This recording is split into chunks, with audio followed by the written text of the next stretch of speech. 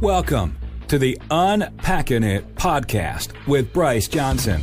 It's a show that unpacks sports, faith, and life with intriguing guests from the sports and entertainment world. Enjoy inspiring conversations and thought-provoking interviews. You'll hear stories from people that will inspire, challenge, and encourage you. Now, from the Unpacking It studios in Charlotte, North Carolina, uniting sports fans everywhere, here is Bryce Johnson. And joining us now is Hutch Eckerson, a former NFL offensive lineman who spent time with the Chargers, Bills, Chiefs, and Saints. He was highly recruited out of high school and played his college football at South Carolina from 2006 to 2010. He is now a business owner and founder of Made New Ministries. He is also highly involved with the NFL Players Association. Hutch joins us today to share his story about how his career ended early, drug addiction, and being made new because of Jesus. Hutch, thanks so much for joining us. How are you? I'm doing great, man. Wow. What an introduction that was, man. Well, we're psyched to have you, man. Really appreciate you being a part of the show today. And, of course, this time of year in the NFL, it's all about OTAs, mini camps, and then in a month, everybody will be gearing up for training camp. And so take us back to your time as you were fighting to make it at OTAs. You were fighting to make an NFL roster, trying to prove yourself. What was that truly like for you?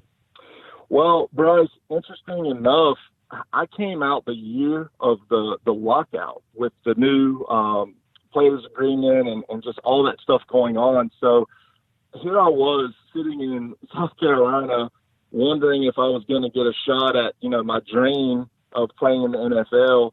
And it was past all the OTA times, all the acclimation period that rookies typically get in that season. It was just not happening at that time. So I actually showed up to San Diego for training camp, the second day of training camp. So all of that acclimation period that most people experience when they transition from college to professional was just non-existent. I was showing up with the veterans, competing for a job on the team. So it was a little bit of trial by fire, I guess is a good way to explain it. Yeah. So what do you feel like you missed because of that? And was there any advantage to just being thrown in there? What was that like? Hindsight's 2020. Of course, I missed a lot of just getting used to the speed and the strength and the play calling of the NFL. But I guess an advantage of it was I just didn't know any better. To me, it was getting an opportunity to go and put on an NFL helmet and go and compete. And that's just sort of the foundation of what I knew about football, and that's what I showed up to do. And so it definitely was a little bit of kind of behind the ball a little bit with not having that time to develop, but it also was a lot of fun and was able to get in there and compete very, very early. Former NFL offensive lineman Hutch Eckerson, our guest right now on Unpacking It. And so your NFL career included a lot of situations where you get signed, you try to prove yourself, you spend some time with a certain team, then you get released. And so take us through this, and let's kind of go through your early years in the NFL for you. And so here you are, you go undrafted, it's during a lockout year, you spend some time with the Chargers, and then take us through kind of the experience that you went through. Sure. Yeah. It was a lot of negatives, I guess, that were on paper against me, being an undrafted rookie free agent the year of the lockout. You kind of read that you're on the bottom of the totem pole a little bit, man. But all that stuff really didn't matter to me because I've always felt like there was like a bigger calling, like I was supposed to do something, bigger than myself. Football really was just checking all the boxes up to that point. And so there was like no doubt in my mind that it wasn't going to work out. And if it wasn't with the Chargers, it was going to be with the next team. And of course it was a roller coaster of emotions, getting cut and then getting picked up, and, a lot of kind of days where you're just working out, waiting for the phone to ring. But it always did. It always did ring, and you always did show back up to another camp or tryout, and so there was no sign of that, stopping or anything. So I was pretty confident that I would find a home with a team eventually. Yeah, so I think as fans, especially this time of year with a lot of guys trying out during mini camps and whether it's veteran camps or rookie camps, everybody's trying to move themselves up the depth chart, and then we'll hear, okay, this guy was released, this guy was signed, and there are a lot of transactions that take place, and a lot of times fans just sort of overlook it. But the reality is, this is a guy's life, his livelihood, his dream, his desire to make a team. He's given all he has to do that. And so that's why I'm fascinated by your story and your perspective as far as, showing up to another team and still believing in yourself enough to keep going even after getting released, even, after fighting to make a spot, not making that team, having to go somewhere else. So what can you say to, the fan listening today to try to understand the personal side of that and the struggle, the challenge that goes into it?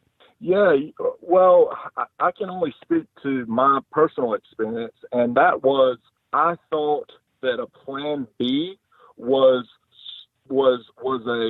giving up on plan A, which was making a NFL football team, because it gave me everything that I wanted at that point in life. And so, thinking about something else and thinking that it wasn't going to work was a weak way of thinking in my head. So I just approached it like, this is going to happen. There's no alternative. Like, this has to happen. And yeah, but it really is so personal and such a big deal to the individual players, but it's hard to kind of imagine that if it's not happening to you. You know what I mean? Like, if you're watching it and you're a big fan, you love it, but like when you are the guy with the helmet on, you got the gloves on, you're looking down and your feet are planted on, the Dallas Cowboys football field, and you're about to play the Dallas Cowboys, like it's all of a sudden it's real. It's you. It's happening to you.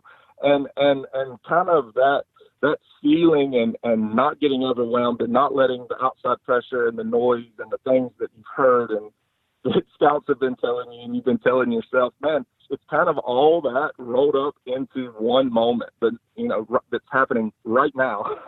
Wow. So if that makes any sense and you can kind of feel that a little bit, that would be the best way that I could describe where I was at in that season of my life. Yeah, no, that's really cool and just an interesting perspective from Hutch Eckerson, former NFL offensive lineman who spent time with the Chargers, Bills, Chiefs, and Saints, and played his college career at South Carolina. And so I want to pause for a moment with your NFL career, because we'll get back to that. But I want to kind of set things up from a high school and college perspective, because here you were highly recruited out of high school, and you're from a small town, and you end up choosing South Carolina. So take us into that time in your life where you are getting recruited, and here Steve Spurrier wants you to come, play for his team. What was that experience like for you?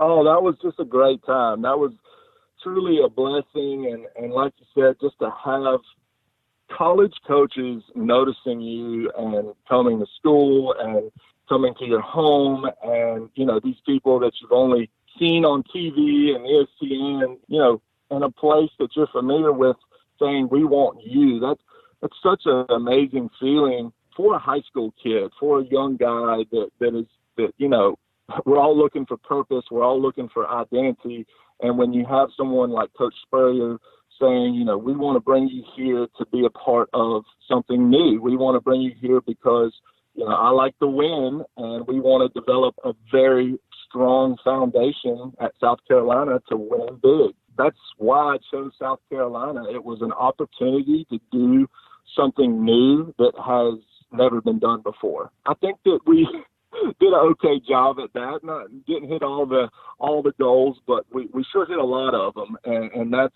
was a big part of my decision. What quick side story? What was maybe your favorite part about Steve Spurrier, or your go-to funny story about Steve Spurrier? Oh my goodness, man! Well, with this being a Christian radio show, man, I don't know how far I can go with this. Spurrier was just he was Coach Spurrier, the old ball coach, right? Like, you never knew what was going to come out of his mouth to reporters or people coming in to speak to the team or speaking to the team just directly. Man, there's so many just little stories, man, that I'm trying to think of one in particular, but ask me the next question. If I think of a good one, I'll let you know. How about that? No, that's great. Well, we're in the middle of a conversation with former NFL offensive lineman Hutch Eckerson. He spent time with the Chargers, Bills, Chiefs, and Saints. He was highly recruited out of high school and played his college football at South Carolina. He's now a business owner and founder of Made New Ministries, which we're going to get to in just a little bit. But Hutch, let's continue with you now. And the time in your life where you're at South Carolina and you're starting to think that maybe the NFL is a possibility. How bad did you want to make it in the NFL? How bad was this dream burning inside of you at this time? Yeah, man. And during college, we had a lot of success, winning big games, and it was just it was a party, man. It was a fun thing, and it just was checking all the boxes that I needed to believe that this was my purpose and this was what I was supposed to do. The NFL was just the obvious next step to continue, keep the good times going, right? You just kind of know, man, it wasn't any outside influence. It was just something that I wanted to keep going because I felt that I had like this bigger calling on my life. And so obviously I pursued the NFL and it became just more than like a sport. It was like my identity. It was who I was when I showed up to meet people and went to do social events. It was part of the core of Hutch Eckerson, I guess, man. And that's sort of what I quickly started to believe that I needed that to be myself, I guess. Yeah. Well, and so here you are, you're fighting to make teams, you're getting opportunities, teams are signing you, you're playing with, the Chargers, Bills, Chiefs, and Saints. But then after a couple of years, you got a call from your agent, and what did that call mean to you, and what did he say at sort of the end of these 3 years? Well, he just said that the phones had stopped ringing and that he was calling all of his contacts and trying to keep it going. But there's you can kind of calculate it to like a 3-year kind of rotation. By that time I had gotten a little bit older and NFL standards, and there was newer, fresher guys that weren't as beat up as I was, and so yeah, it was just kind of the obvious transition from being somebody that could come in and play a little bit to not getting the call anymore. And it was a tough situation, but it was almost like just like that bell ringing, man. It was just it wasn't just saying that, well, you might want to start thinking about something else. For me, it was, well, your life is done now. There's nothing that's going to be better than what you were doing, right? Like, that gave you everything you wanted. That was everything that you had dreamed for and thought that was your purpose and your identity. So it was a lot deeper than just kind of, oh, I'm done with football. It was more of nothing's going to be this good anymore. Wow. And I wholeheartedly believe that, man. Like I just remember just kind of sitting back and staring out the window and just saying, well, like, what's the point anymore? What's the point now? And that point, man, when you have no direction, you have no path, you have no like guide, nobody telling you where to be at this time on Monday morning. You don't have anywhere to be. You don't know who to call. You don't have a coach or somebody holding you accountable. The accountability was something that I sort of paid attention to later on, like how much accountability meant in my life. And when football was gone, I didn't have any. I didn't have any of that anymore. And yeah, man, it sent me into space, man. It sent me spiraling for sure. Wow. Hutch Eckerson, our guest right now on Unpacking It, former NFL offensive lineman. And in this part of the story, we're talking about his career ending, the dream is over, coming to this realization. And so at this point in your life, did you have any level of faith or what did you decide to turn to at this point in the story? Well, I wish I could say this is when I picked myself up and opened my Bible and started to see what God had planned for me, but it was really the opposite. I went internal. I went deep into myself, and that was not a good place to be. I didn't want to be around too many people. I was hurting. There was a real pain. It was like an emotional pain that almost turned into like a physical pain.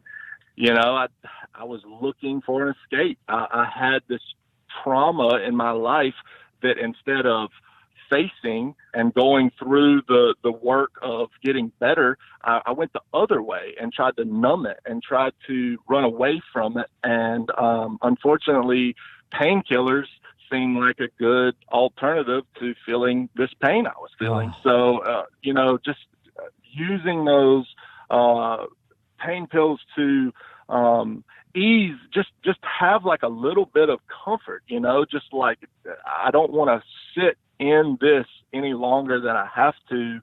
Once you start using those things, man, you know, you're using them for kind of fun and recreationally, quickly escalates to using them as the way of life, really. And it unfortunately, it became sort of the main goal in my life, just to not feel anything, to be honest with you, man.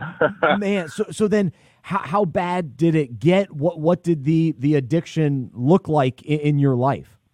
Well, you know, I hid it very well. It was, I knew it wasn't a good thing, but I also knew that, you see, my greatest fear in life, I believe, is pain. I don't like to hurt. And I don't think there's too many people that do. I think a lot of people would identify with the fear of pain. And to me, the pain of realizing and facing this idea of my dream not happening, like everything that I had worked for, everything that I had done, as long as I could remember, was leading up to this kind of mountaintop, and it had happened, and it was happening, and then it just didn't.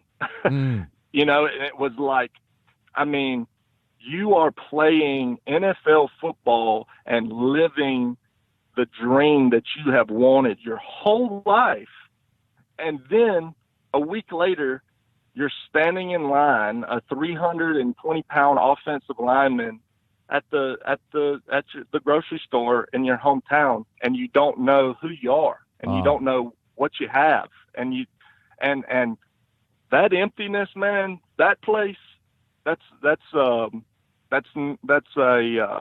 place that I don't plan to ever go back to that place, man. That's not a good place. Amen. Hutch Eckerson, our guest right now on Unpacking It, former NFL offensive lineman, sharing his story of now. Let's get to the point of overcoming addiction. And so he's described this place of darkness and emptiness and addiction. And so take us into the turning point. the day that your life began to change and ultimately the addiction coming into the light and your family recognizing what you had been going through, what was that moment for you? March 30th, 2016, life had been moving forward. There's no flex in time, man. It's going. Even though you aren't, even though, I was, on the shelf and kind of had hit pause for a few years.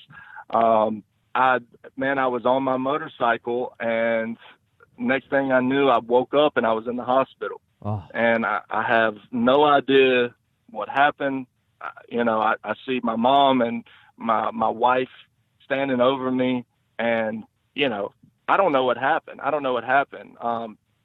The crazy thing about it was that the little security camera at a gas station actually caught what happened on tape. So I was actually able to see exactly what happened. And I was on my bike, and a lady decided to do a U-turn and just nailed me, threw me off the bike. I went down the street on the incoming traffic and went up on a curb. And, it was the first time that I guess I had a moment of clarity and realized that I had been pushing away. I had been tripped up, skinned my knee, tapped on the shoulder by what I now know was God's voice and his plan for me. But I was ignoring it. I was purposely going my way at that point instead of listening to whatever this power, whatever this nudge coming from the other direction was. And that was the first time that I sort of felt the weight of that and felt like I had a second chance. I felt like I had an opportunity to see another side to this whole thing. I didn't have all the words for it at that time. I really didn't understand what exactly it was, but I knew that I needed help. I knew that I was not going to be able to do this alone. And that's when I really just decided to open up to my family and my wife. And, she had no idea. She really had been married to me for like a year. And, we were buying a new home and talking about starting a family. And I had this raging addiction, and she had no idea that it was even happening. I mean, that's how well I was able to conceal, what was truly going on. And, man, this was just like a time when I needed to get help. And that's when I decided to check myself into rehab and go out there and just really just kind of see what this force, this like power that I was feeling on, trying to get my attention. Man, that's really where I was stripped of everything. You don't have a phone, you don't have access to family. You're even with everybody there. You're not better or worse than anybody there. And that's really when God started to show me a little bit about, the plans he had for me. I started just to open my mouth and say, trying to put these emotions and these deep kind of like feelings that I had inside into words and really started to minister to the guys around me. And that was the first time that I sort of had the idea of something like Made New. And it just, it took me a little while to get it all going, man. But wow, like that's just how awesome God is. It's just how he will, bring you from the mountaintop to being broken, and then he'll build you back up and actually start to give you everything that you wanted.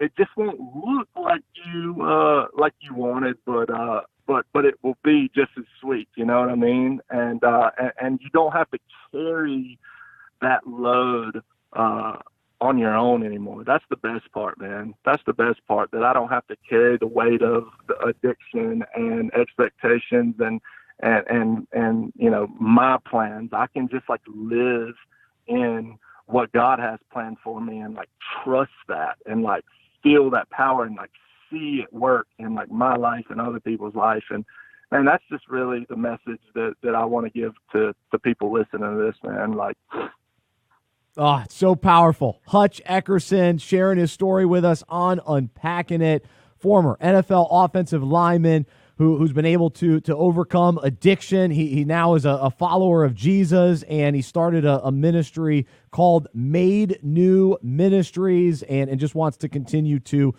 just share the story of God's goodness and what God has done in his life, and share the stories of others as well. And Hutch, I want to ask you more about that in a moment, but a little bit to get more and I guess unpack your story a little bit more as far as being able to experience the freedom and the peace and the grace that you are now living in every day.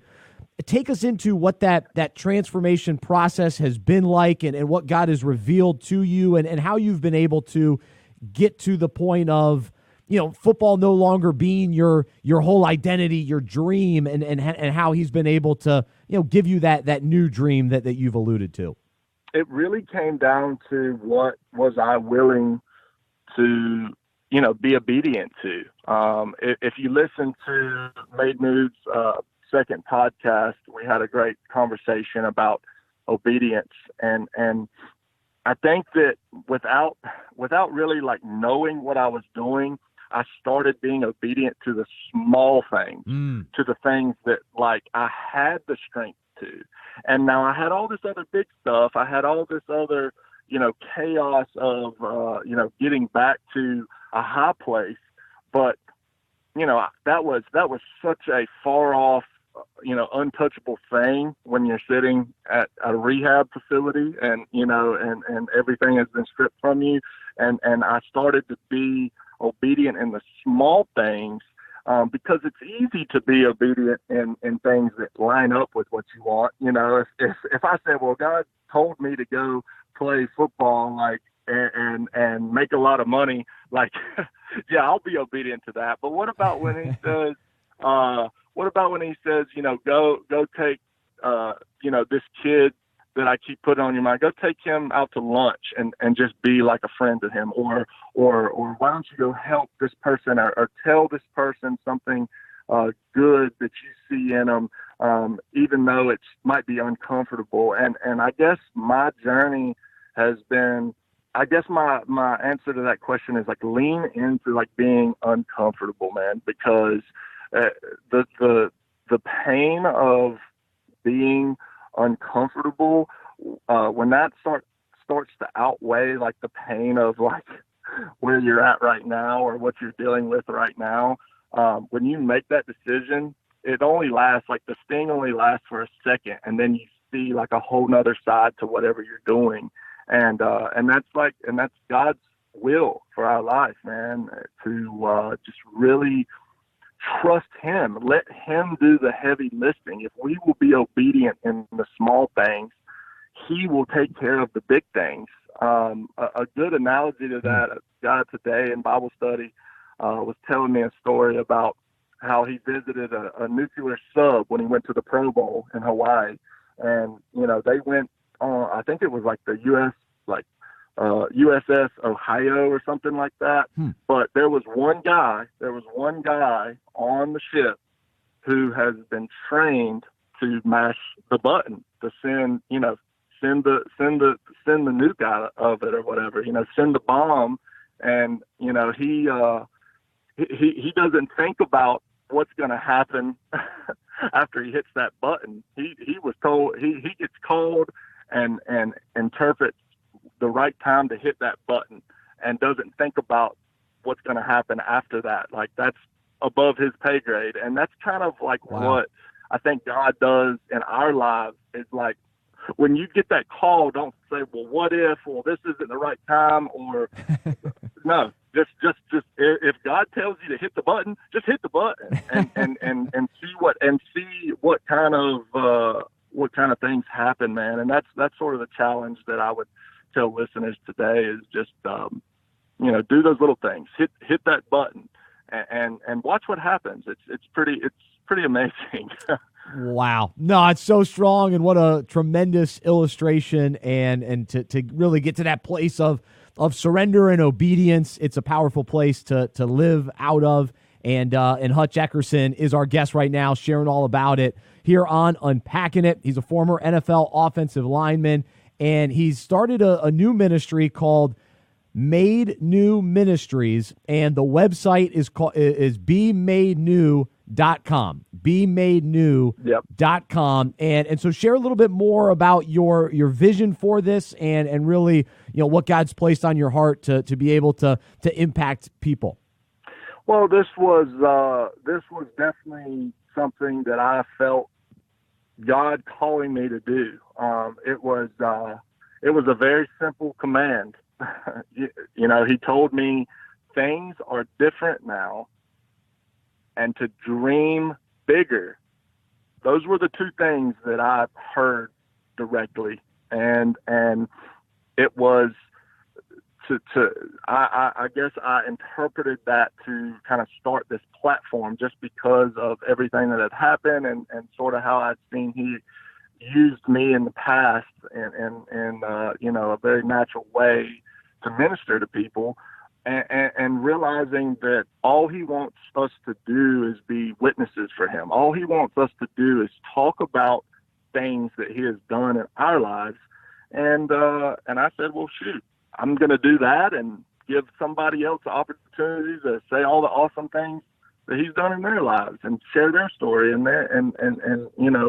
really try to pull out the good stuff of what God's doing in people's lives just all around the world. And that's really where the idea of Made New came from. I'm not really trying to be a preacher or anything or talk to anybody from the mountaintop. I just want to say how awesome God is and how much He has transformed my life. And Made New was built on relationships. And first of all, a relationship with Him, but a relationship with others. It's like, it's so awesome to think that we can have a personal relationship and don't worry about the legalistic stuff. Don't worry about, earning your way to get God's blessing, because that's just not correct. I believe that God just wants to love you and He wants to be your friend. And if you kind of like think about someone you're trying to get close with today, how would you go about that? How would you really get to know somebody? And you can do that looking in the Bible and really spending time with the Holy Spirit. It's a real thing that I have felt, and once you feel it, it's kind of hard to not think about and dig into. And the progression of that journey and where it puts you and where it takes you, that's something that I want everybody to know that it's available for them. It's freely given. It's not something you have to do. It doesn't matter what you've done. It's something that you have and you can access, and it's real and it's the truth, and it will take you to a new reality, and it will give you the life that you've always thought you needed, and it will be better. It will be better. It will be better than what you wanted. It's kind of the message of that, man. And Made New, I want to be built on relationships. I want it to be built on community. I want the things that you and I are talking about right now to just be accessible to anybody that wants them, and know that like God is going to give you things based on your ability right now. And if you will do the small things that He's telling you to do with what He's given you, man, just watch how much that multiplies and builds in your life. It's a real thing that anybody can practice. And man, I just want to encourage people listening to this to listen to that little nudge, listen to that little voice inside of your head, because it might be God. It might be God. And don't wait until you get run over and knocked down the street and have to go to rehab and have to, fight for your life to realize that. Don't wait until you lose everything to realize that that's available today, right now. So that's kind of a blanket look at everything, man. Oh, amen. Well, let's end it right there. It's a powerful message and testimony from Hutch Eckerson. He made it to the NFL. It was cut short, got into drugs and painkillers and had an addiction, but God woke him up and Hutch responded, and I know him personally, and he's a good friend, and to be able to see the joy in his life, the peace in his life, the transformation that has taken place is encouraging. And so, Hutch, so thankful that you were willing to share that with our listeners today, and I know people are inspired right now by your story and ultimately what God has done in you. So greatly appreciate it, and look forward to seeing you soon. Bryce, thank you, man. Thanks for having me. Absolutely. Check out BeMadeNew.com. He's Hutch Eckerson. Go check out his podcast to hear more. For more information about the show, our events, and other resources, visit UnpackingIt.com. That's UnpackingIt.com. We hope you are encouraged, inspired, and challenged by what you heard today. To support our show and Unpacking It Ministries with a financial gift, visit unpackingit.com/donate.